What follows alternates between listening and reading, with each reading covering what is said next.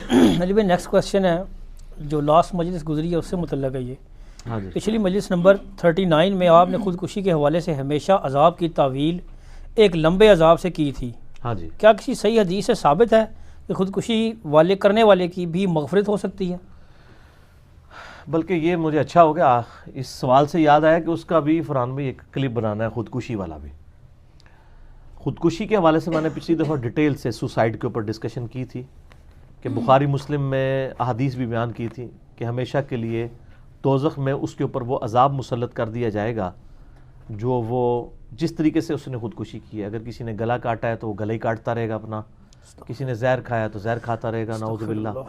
تو یہ مسلسل عذاب جاری رہے گا. اس پہ امام ترمذی نے جرح کی تھی جو الفاظ ہیں نا ہمیشہ کے لیے, وہ کہتے ہیں یہ ضعیف ہے, حالانکہ وہ بخاری مسلم میں. تو دوسرے محدثین نے جواب دیا یہ خالدین فیہا ابدا کا مطلب ہے کہ ایک لانگ پیریڈ آف ٹائم, کیونکہ خودکشی کرنے والا کافر نہیں ہوتا, اللہ رسول کا تو اس نے انکار نہیں نہ کیا, ایک گناہ کبیر ہے. اس کی ثبوت میں ایک حدیث ہے جس میں شائبہ کیا بالکل کلیئر کٹ ملتا ہے کہ خودکشی والے کی بھی مغفرت ہو جائے گی. وہ صحیح مسلم میں ایک حدیث ہے اور وہ آپ کو مشکات کی تیسری جلد میں بھی مل جائے گی, یہ مختلف جرائم کے حدود والے چیپٹر کے اندر. ایک صحابی تھے طفیل بن عمر الدوسی, قبیلہ دوس سے تعلق رکھتے تھے, حضرت ابو ہریرہ بھی اسی قبیلے سے تھے. وہ کہتے ہیں کہ ہمارے ساتھ ایک ساتھی تھا جس نے نبی علیہ السلام کی طرف مدینہ شریف میں ہجرت کی, یہ صحیح مسلم میں حدیث ہے. تو راستے میں بیمار پڑ گیا. اب بیماری اتنا غلبہ ہوا کہ اس نے اپنے یعنی چھری یا کوئی خنجر نکال کے نا اپنی رگ کاٹ لی تاکہ میں مر جاؤں اس بیماری سے تو میری جان چھوٹ جائے. اور وہ اتنا خون نکلا کہ بلڈ پریشر لاس ہو گیا, وہ مر گیا. اب وہ جب مر گیا تو اس کو مرنے کے بعد حضرت طفیل بن عمر رضی اللہ تعالیٰ عنہ کہتے ہیں میں نے خواب میں دیکھا, اور خواب ظاہر نبوت کا 46واں حصہ ہے, اور اس وقت جب کہ نبی علیہ السلام دنیا میں موجود ہوں تو اس وقت خواب میں اللہ تعالیٰ نبی کو بھی وحی کرتا تھا اور صحابہ کرام تک بھی باتیں پہنچاتی. جیسے اذان کا طریقہ جو صحیح مسلم میں آتا ہے وہ خواب میں ایک صحابی کو سکھایا گیا تھا. اچھا, انہوں نے خواب دیکھا کہ بڑی اچھی حالت میں وہ صحابی خودکشی کرنے والا, لیکن اس نے اپنا ہاتھ جو ہے نا اس کے اوپر پردہ کیا ہوا ہے.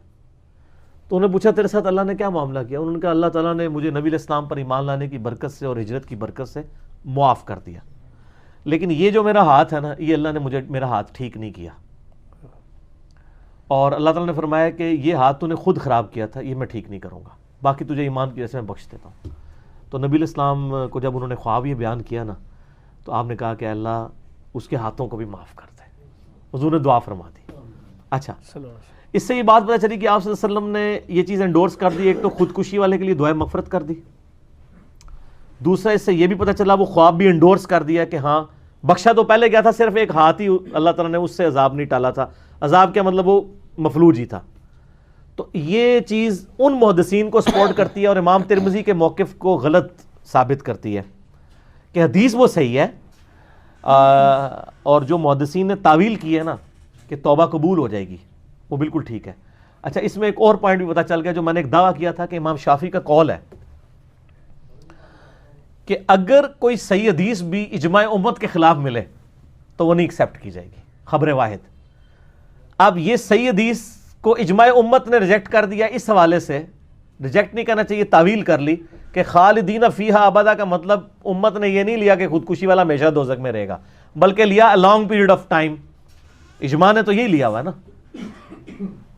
کوئی مسلمان کسی کا عقیدہ نہیں ہے, میں نے بتایا مسلم شریف میں نبی علیہ السلام نے تو جنازہ نہیں پڑھا لیکن آپ نے روکا بھی نہیں, وہ تو آپ نے شہید مقروض کا بھی جنازہ نہیں پڑھا جب تک قرض نہ اس کا ادا کیا جائے.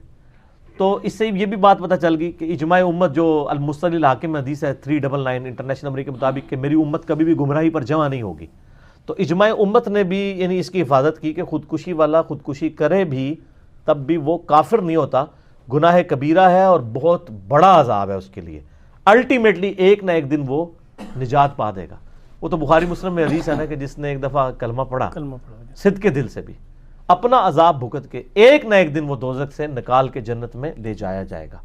لیکن سر یہ اس میں بھی یاد رکھیے گا, یہ لوگ کہتے ہیں نا ایک پھیرا لگے گا, یہ بڑا مشکل کام ہے سر. ہم تو موم بتی کے فلیم پہ 1 منٹ کے لیے نہیں ہاتھ رکھ سکتے, دوزخ کا تو 1 منٹ کا پھیرا بھی نہیں کوئی برداشت کر سکتا، اور پھر ہزاروں سال کا ان امیجنیبل ہے سر. ہم سے تو گرمی نہیں جون جولائی کی برداشت ہو رہی سب کانٹیننٹ کی، ٹھیک ہے، بغیر پنکھے کے نہیں ہمیں رات کو نیند نہیں پڑتی ہے، حالانکہ یہ عذاب بھی نہیں ہے. اور بخاری مسلم کی حدیث ہے کہ جو آخرت کا عذاب، آخرت کی جو آگ ہے نا دوزخ کی، وہ دنیا کی آگ سے 70 گنا زیادہ تیز ہے. استغفر اللہ. یہ بخاری مسلم دونوں میں حدیث ہے. مشکات میں بھی آپ کو جہنم والے چیپٹر میں حدیث مل جائے گی. وَلِعَاذُ بِاللَّهِ تعالی اللہم اجرنا من النار، اللہم اجرنا من النار، اللہم اجرنا من النار. آمین. اللہم من احییتہ منا فاحیہ علی الاسلام، آمین. ومن توفیتہ منا فتوفہ علی الایمان. آمین. آمین. ثم آمین.